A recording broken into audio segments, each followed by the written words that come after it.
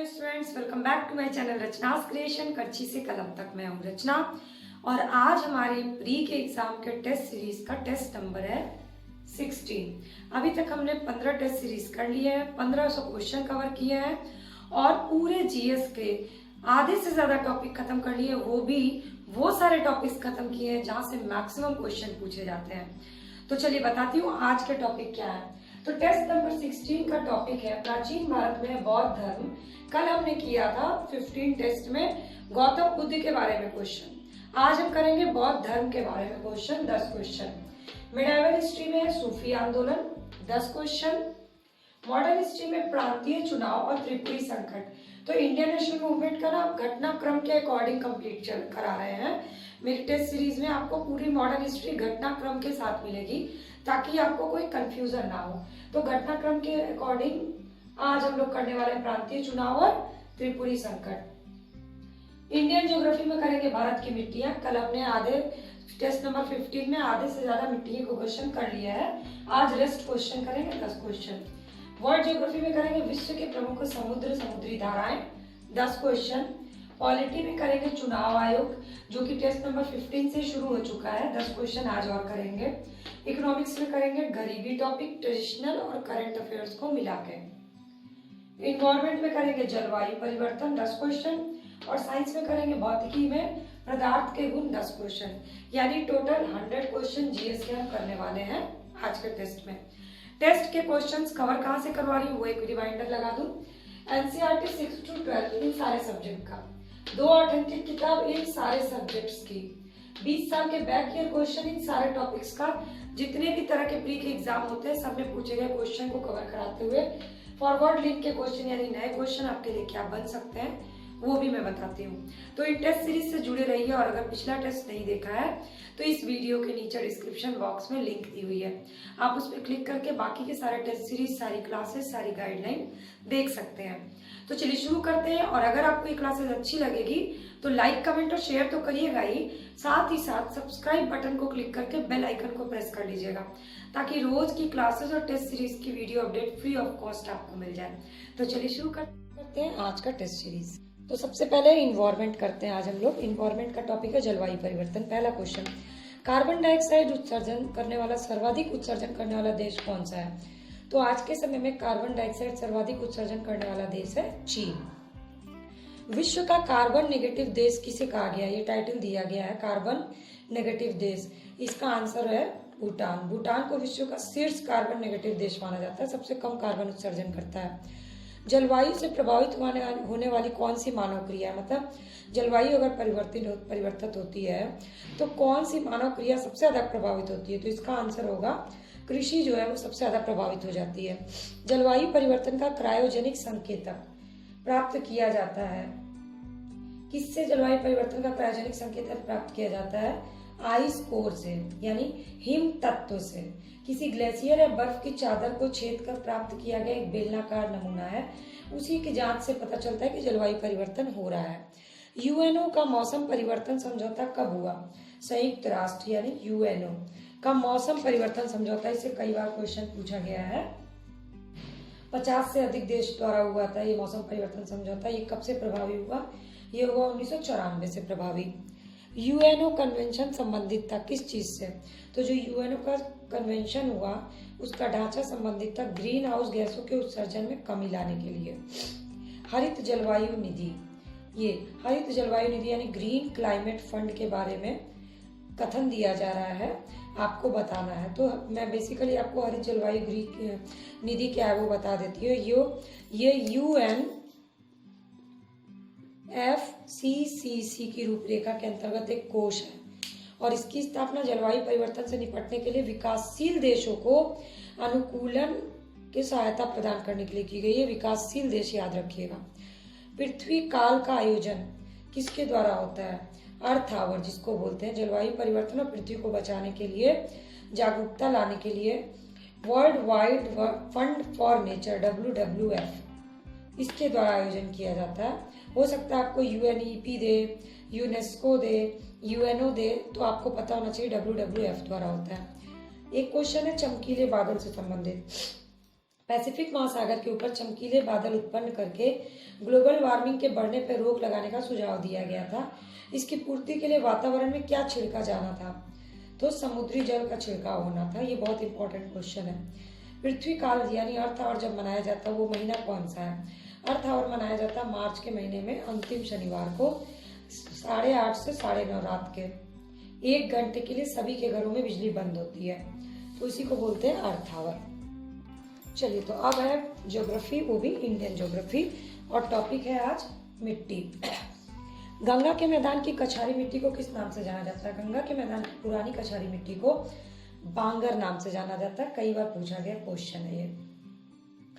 जल धारण क्षमता सबसे कम किस में होती है? जल धारण क्षमता सबसे कम होती है दोमट बलुई मिट्टी में, और सबसे ज्यादा किस में होती है? चिकनी मिट्टी में होती है। लोम मिट्टी में कण कौन से पाए जाते हैं? सबसे ज्यादा कण किस में लोम मिट्टी में किस चीज का कण होता है? लोम मिट्टी यानी दोमटी मिट्टी, दोमट मिट्टी, इसी को बोलते हैं लोम मिट्टी। इसमें सर्वाधिक कण जो है 40% से ज्यादा बालू के पाए जाते हैं, यानी बालू कण होते हैं। राजस्थान, स्पेशली पश्चिमी राजस्थान में मिट्टी में सबसे ज्यादा मात्रा में क्या पाया जाता है? तो पश्चिमी राजस्थान में सबसे ज्यादा मात्रा में मिट्टी में चूना यानी कि कैल्शियम के लवण पाए जाते हैं। ऑप्शन में आपको चूना भी दे सकता है, कैल्शियम भी दे सकता है। कौन मिट्टी को नाइट्रोजन से भरपूर करता है? मतलब कौन सी फसल ऐसी जिसको लगाने के बाद मिट्टी जो है वो नाइट्रोजन से भरपूर हो जाती है दलहन फसल को लगाने के बाद। भूमि की उर्वरता बढ़ाने वाली फसल कौन सी है? भूमि की उर्वरता बढ़ाने वाली फसल है उड़द की फसल। लाल मिट्टी का रंग लाल रंग का होता है, उसका कारण क्या है? क्योंकि लाल मिट्टी में सिलिका और आयरन की मात्रा भरपूर मात्रा में पाई जाती है। भारतीय मृदा में सबसे कम कौन सा तत्व पाया जाता है? भारतीय मृदा में सबसे कम जस्ता पाया जाता है। किस चीज का व्यास, किस कण का व्यास 0.002 मिलीमीटर से भी कम होता है? मिट्टी का जो व्यास होता है वो 0.002 मिलीमीटर से भी कम होता है। वर्ल्ड ज्योग्राफी में आज का टॉपिक है विश्व के प्रमुख सागर या समुद्र। टर्की के उत्तर में कौन सा सागर स्थित है? टर्की इस बार इंपॉर्टेंट है। टर्की के उत्तर में काला सागर स्थित है। टर्की किन दो सागर के बीच में स्थित है? टर्की स्थित है काला सागर और भूमध्य सागर के बीच में। अब आगे क्वेश्चन पूछ सकता है भूमध्य सागर टर्की के किस तरफ है? जब उत्तर पूछा है तो दक्षिण भी पूछ सकता है, तो दक्षिण में है टर्की के भूमध्य सागर। सागरों का पश्चिम से पूर्व का क्रम लगाना है। सारे सागर रटने की जरूरत नहीं है, जिन सागर से बार बार क्वेश्चन पूछा जाता है उनका मैंने पश्चिम से पूर्व की ओर क्रम लगा दिया। भूमध्य सागर, काला सागर, कैस्पियन सागर और अरल सागर, ये आपको मैप में देखना है। आंतरिक सागर है कैस्पियन सागर में। कैस्पियन सागर एक आंतरिक सागर और विश्व की सबसे बड़ी झील है कैस्पियन सागर। सारगैसो, जहाँ से कई बार क्वेश्चन पूछा गया, सारगैसो स्थित है किस महासागर में? उत्तरी अटलांटिक महासागर में स्थित है सारगैसो सागर। सारगैसो सागर या सारगैसो समुद्र की प्रमुख विशेषता क्या है? प्रमुख विशेषता विशिष्ट समुद्री वनस्पति यहाँ पाए जाते हैं। ये क्वेश्चन पूछा जा चुका है। कौन से सागर की तट रेखा नहीं है? सारगैसो सागर की तट रेखा नहीं है, ये भी पूछा गया क्वेश्चन है। सबसे गहरा सागर कौन सा है? इस बार के लिए इंपॉर्टेंट है, चीन से पूछेगा इसलिए दक्षिणी चीन सागर सबसे गहरा सागर है। अरल सागर के किसके किनारे स्थित है? अरल सागर के किनारे कौन से देश हैं? कजाकिस्तान और उज्बेकिस्तान है जो अरल सागर को टच करते हैं। सबसे बड़ी झील कौन सी? विश्व की सबसे बड़ी झील है कैस्पियन सागर। ये हो गए वर्ल्ड ज्योग्राफी के सागर से रिलेटेड क्वेश्चन। आज का टॉपिक है चुनाव आयोग राजनीतिक दल। तो ये इससे पहले भी हम लोग कर चुके हैं क्वेश्चन चुनाव आयोग के। 31 नंबर क्वेश्चन, दिनेश गोस्वामी समिति किस चीज से संबंधित है? दिनेश गोस्वामी समिति जो है ये चुनाव सुधार से संबंधित है। ये दिनेश गोस्वामी जो है संयुक्त मोर्चा सरकार के दौरान विधि मंत्री थे। अनुपातिक प्रतिनिधित्व प्रणाली कहाँ पर नहीं अपनाई जाती है? अनुपातिक प्रतिनिधित्व प्रणाली का उद्देश्य होता है समाज के प्रत्येक समूह को समुचित अनुपात में प्रतिनिधित्व देना। तो जिस देश में मात्र 2 दल होते हैं, द्विदलीय प्रणाली जहाँ होती है वहां पर ये महत्वहीन होती है। 3 सदस्यीय आयोग, चुनाव आयोग को 3 सदस्यीय आयोग किस वर्ष से बनाया गया?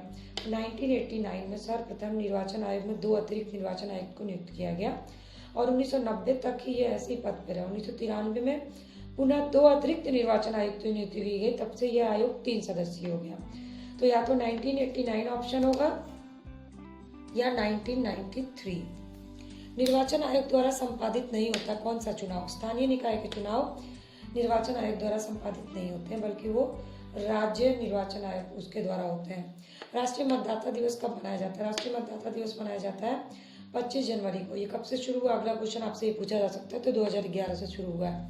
सीपीआई का गठन कब हुआ? सीपीआई का गठन हुआ 1920 ईस्वी में। सीपीएम का गठन 1964 ईस्वी में। भारतीय जनता पार्टी बीजेपी के प्रथम अध्यक्ष गठन के बाद कौन बने? अटल बिहारी वाजपेयी। राजनीतिक दलों को संवैधानिक मान्यता कब दी गई? राजनीतिक दलों को संवैधानिक मान्यता दी गई 1985 में। दल बदल निरोधक अधिनियम कब पारित हुआ? दल बदल निरोधक अधिनियम पारित हुआ 1985 में। अब अभी तक मेरी ये टेस्ट सीरीज आप देख रहे हैं, तो आपका क्या काम बनता है? लाइक बटन को प्रेस करिए, अपने फ्रेंड से इस टेस्ट को शेयर करिए। डिस्क्रिप्शन बॉक्स में बाकी टेस्ट सीरीज, बाकी क्लासेस की वीडियो लिंक दी, उसको देखिए। कमेंट सेक्शन में जाकर के अपने व्यूज इस क्लासेस के बारे में और अपने डाउट्स क्वेश्चन मुझसे शेयर करिए, और चैनल के सब्सक्राइब और बेल आइकन को प्रेस कर लीजिए ताकि रोज की क्लास की video update free of cost आपको मिले। तो इकोनॉमिक्स में आज का टॉपिक है गरीबी। एक बहुत ही पुराना ट्रेडिशनल टॉपिक है जिसमें करंट से भी क्वेश्चन पूछे जाते हैं, करंट डाटा से रिलेटेड। तो चलिए, गरीबी से प्रभावित राज्य कौन कौन से हैं? भारत के प्रमुख राज्य बिहार, उड़ीसा, मध्य प्रदेश और कुछ एरिया महाराष्ट्र का। भारत में गरीबी को परिभाषित किया जाता है किस आधार पर? भारत में गरीबी को परिभाषित किया जाता है कैलोरी प्राप्ति के आधार पे। गरीबी अनुमान का आधार क्या है? गरीबी अनुमान का आधार है परिवार का उपभोग व्यय। भारत में गरीबी अनुमान का आधार है परिवार का उपभोग व्यय। गरीबी बेरोजगारी का अनुमान कौन सी संस्था लगाती है? तो भारत में गरीबी और बेरोजगारी का अनुमान लगाती है NSSO। परिवारों के उपभोग व्यय के सर्वे के आधार पर गरीबी और बेरोजगारी करती है। निर्धनता का दुष्चक्र की अवधारणा किससे संबंधित है? निर्धनता का दुष्चक्र अवधारणा संबंधित है रैगनर नक्शे के किताब है, उससे संबंधित है। नक्शे याद रखिएगा नाम। गरीबी रेखा का आकलन किस समिति ने सबसे पहले किया? भारत में गरीबी रेखा का आकलन किस समिति की संस्तुति पे किया गया? लकड़ावाला समिति की संस्तुति पे। PDS यानी सार्वजनिक वितरण प्रणाली का मुख्य उद्देश्य क्या है? सार्वजनिक वितरण प्रणाली का मुख्य उद्देश्य है गरीबों की खाद्य सुरक्षा, गरीबों को खाद्य सुरक्षा उपलब्ध कराना। गरीबी उन्मूलन का नारा सबसे पहले कब दिया गया? भारत में गरीबी उन्मूलन का नारा सबसे पहले छठी पंचवर्षीय योजना के दौरान दिया गया। परिवार नियोजन शुरू करने वाला विश्व का पहला देश भारत। तो भारत में इसकी शुरुआत कब हुई? 1952 में हुई। गरीबी की तीव्रता से माप करने का सूचकांक कौन सा है? तीव्रता से माप करने का सूचकांक है बहुआयामी गरीबी सूचकांक। तो आज एंशिएंट हिस्ट्री में टॉपिक है बौद्ध धर्म। कल हमने किया था इससे पहले के टेस्ट में गौतम बुद्ध के बारे में, आज धर्म के बारे में करेंगे। तो प्रथम बौद्ध संगीति के अध्यक्ष कौन थे? महाकश्यप। कई बार पूछा गया क्वेश्चन। सप्तपर्णी गुफा से अलग से क्वेश्चन पूछा गया। सप्तपर्णी गुफा कहाँ है? राजगृह में है। महायान शाखा बौद्ध धर्म की किस समय बनी? कनिष्क के समय बनी बौद्ध धर्म की महायान शाखा। बौद्ध संगीति का क्रम, जगह का क्रम याद रखिए। RVPK राजगृह, वैशाली, पाटलिपुत्र और कश्मीर। ये है बौद्ध संगीति का क्रम, कहाँ पे हुआ उसका। बौद्ध संगीति में राजाओं का क्रम किस राजा के समय हुआ? अकाअक यानी एके, अजातशत्रु, कालाशोक, अशोक और कनिष्क। ये है एके बौद्ध संगीति राजा का क्रम। इसकी पूरी क्लास भी मैंने ली हुई है, उसकी लिंक आप देख सकते हैं। मृग सहित चक्र का सिंबल किस चीज से संबंधित है? गौतम बुद्ध के प्रथम उद्देश्य से संबंधित है। निरंजना नदी पे कौन सी जगह स्थित है? बोधगया स्थित है। बुद्ध के उपदेश संबंधित है किस चीज से? आचरण की शुद्धता से संबंधित है बुद्ध के उपदेश। अष्टांग मार्ग की संकल्पना किस चीज से संबंधित है? धर्म चक्र प्रवर्तन से। बौद्ध धर्म में स्त्री प्रवेश की अनुमति कहाँ पर दी? वैशाली में सबसे पहले स्त्री प्रवेश की अनुमति दी गई। तो मेडाइवल हिस्ट्री में आज हम खत्म करेंगे सूफी आंदोलन। ये पहला क्वेश्चन है। महबूब ए इलाही की उपाधि निजामुद्दीन औलिया को दी गई थी। शेख उल हिंद की उपाधि सलीम चिश्ती को शेख उल हिंद की उपाधि दी गई। चिरागे दिल्ली किसे कहा जाता था? चिरागे दिल्ली नासरुद्दीन को कहा जाता था। कौन से जो थे सूफी पार्ट जो संगीत के विरोधी थे? ये थे नक्शबंदियां। कृष्ण को औलिया के रूप में कौन मानता था? कृष्ण को औलिया के रूप में मानते थे मोहम्मद गौस। बारहमासा के रचनाकार कौन है? बारहमासा के रचनाकार है मलिक मोहम्मद जायसी। हाजी वारिस अली शाह की मज़ार कहाँ स्थित है? ये इम्पोर्टेंट इसलिए है क्योंकि इस जगह पे हर साल मेला लगता है और यूपी में ये यूपी में स्थित है, देवा शरीफ में। अति कट्टरपंथी सूफी संप्रदाय कौन सा था? अति कट्टरपंथी सूफी संप्रदाय था नक्शबंदी। प्रेम वाटिका एक काव्य है। प्रेम वाटिका काव्य की रचना किसने की थी? रस खान ने। दारा सिकों किससे संबंधित था? कादरिया संप्रदाय से संबंधित था।